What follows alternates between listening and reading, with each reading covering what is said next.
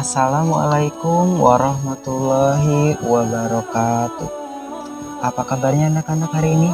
Semoga kalian dalam keadaan sehat walafiat dan semoga kalian dalam lindungan Allah Subhanahu wa Ta'ala. Amin ya Rabbal Alamin. Hari ini adalah pembelajaran akhlak. Nah, sebelum kita melakukan pembelajaran, ada baiknya kita berdoa terlebih dahulu ya. Yuk kita berdoa bersama-sama. Berdoa ya, jangan tidak berdoa, supaya kalian diberi kemudahan dalam pembelajaran akhlak kali ini. Berdoa sebelum belajar. Bismillahirrahmanirrahim. Rabbi shrahli sadri wa yassirli amri wahlul 'uqdatam min lisani yafqahu qawli. Rabbi zidni ilman warzuqni fahman. Ya Allah, tambahilah ilmuku dan tinggikanlah kecerdasanku. Amin ya Rabbal Alamin. Baiklah, untuk pembelajaran akhlak kali ini kalian siapkan buku akhlaknya. Ya, di sini tentang pelajaran akhlak kelas 3 dunia. Oke, dalam pembelajaran akhlak kali ini kita akan mempelajari tentang akhlak mahmudah. Nah, tapi sebelum ke pembelajaran akhlak mahmudah, kita akan mengetahui apa sih pengertian akhlak. Nah, di sini kepribadian manusia yang sempurna adalah kualitas tindakan manusia yang sering dikenal dengan sebutan akhlakul karimah dan akhlakul mahmudah. Apa itu akhlakul karimah? Akhlakul karimah yaitu adalah perilaku yang agung dan mulia. Sedangkan akhlakul mahmudah adalah perilaku yang terpuji sebagai mata rantai keimanan seseorang. Akhlak dapat diartikan sebagai sikap mental, watak, terjabarkan dalam bentuk berpikir, berbicara, bertingkah laku, dan sebagainya. Nah, itu bisa sebagai ekspresi jiwa. Ilmu akhlak membahas tentang masalah kesusilaan atau etika dalam berperilaku, baik tentang manusia yang pada umumnya maupun orang seorang secara terpisah. Kata akhlak sendiri dalam bahasa Arab itu diambil dari kata khalaqa khulqan, khalqah khulika, khuluka khilkun, khulukun akhlak.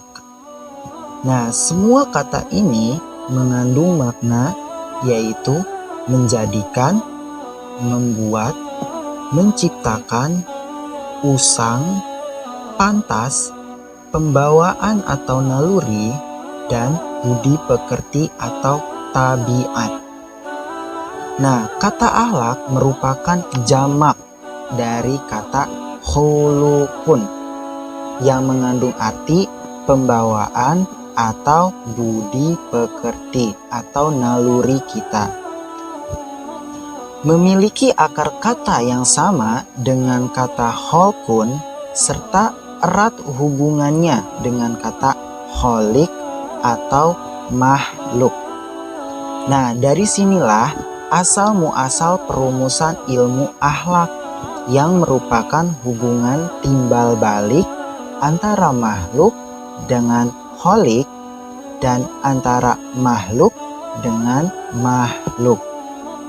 Sedangkan yang menjadi penghubung antara makhluk dengan kholik atau makhluk dengan makhluk adalah akhlak, yakni akhlak seseorang hamba atau makhluk kepada sang pencipta atau kholik, maupun akhlak seorang hamba kepada sesama makhluk ciptaan Allah Subhanahu wa Ta'ala.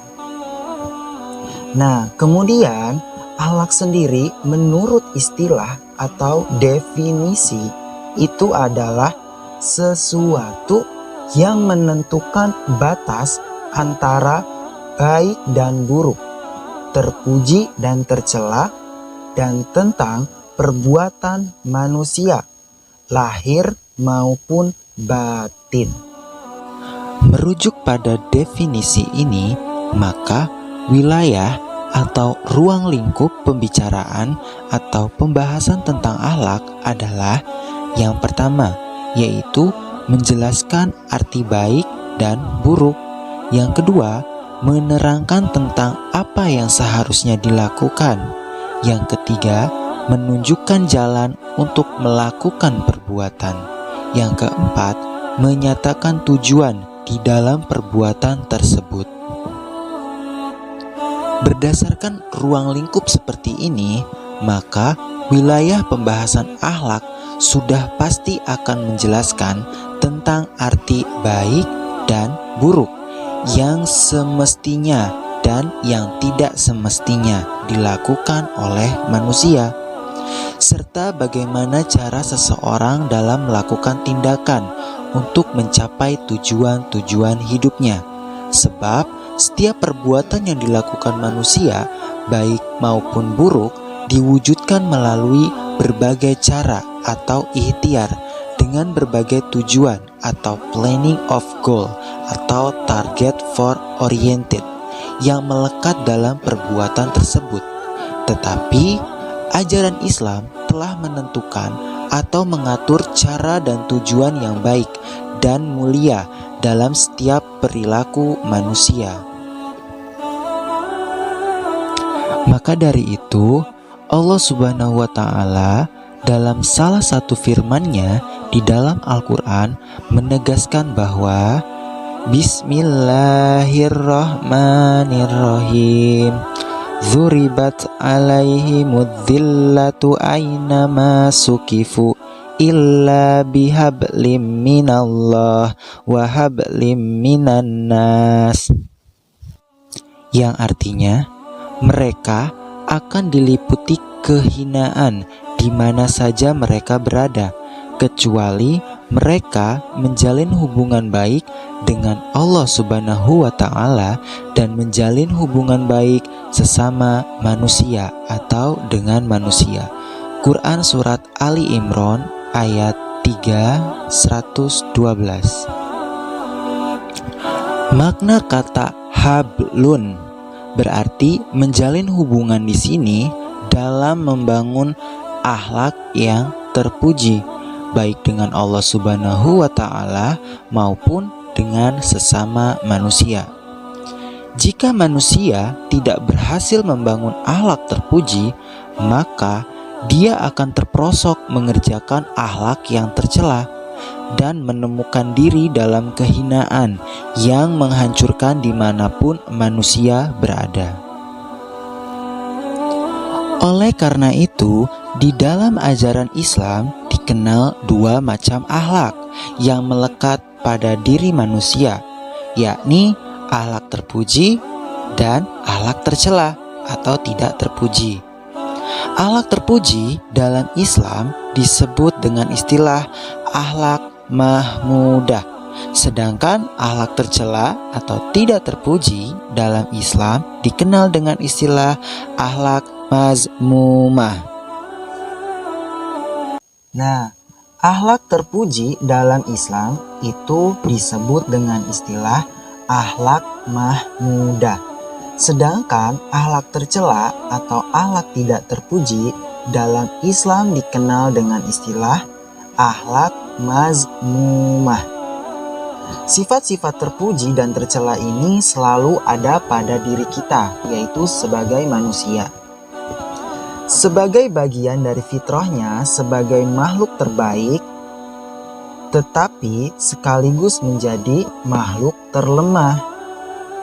Tarik-menarik antara kelebihan dan kelemahan, kebaikan dan keburukan. yang melekat di dalam dirinya. Itulah menjadikan manusia sebagai makhluk bermoral dan bermartabat. Nah, baiklah, dari sinilah letak perbedaan manusia dengan malaikat yang hanya menjadi makhluk kebaikan saja, dan setan atau iblis yang menjadi makhluk kejahatan saja. Jadi manusia berdiri di tengah-tengah di antara kedua makhluk itu, ya.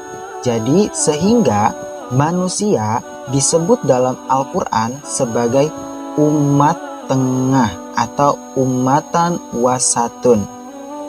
Itulah sebabnya tatkala manusia melakukan perbuatan terpuji atau mahmudah, maka dia disebut berakhlak dengan akhlak malaikat. Wah, subhanallah ya. Dan sebaliknya, jika manusia melakukan perbuatan tercela atau tidak terpuji atau disebut mazmumah, maka dia disebut berakhlak dengan akhlak setan atau iblis.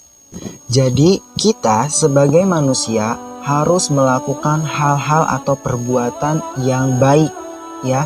Jika itu perbuatan tercela, maka jangan dilakukan, ya. Sebaiknya dihindari, ya. Jadi Anda ingatkan, kita harus lebih banyak berbuat baik, dan jika ada perbuatan tidak terpuji atau tercela, maka hindarilah hal tersebut. Baiklah, cukup sekian materi yang Yanda sampaikan. Mohon maaf apabila ada salah-salah kata atau ucapan atau materi yang belum jelas tersampaikan. Yanda akhiri pembelajaran kali ini. Wabillahi taufiq wal hidayah. Wassalamualaikum warahmatullahi wabarakatuh.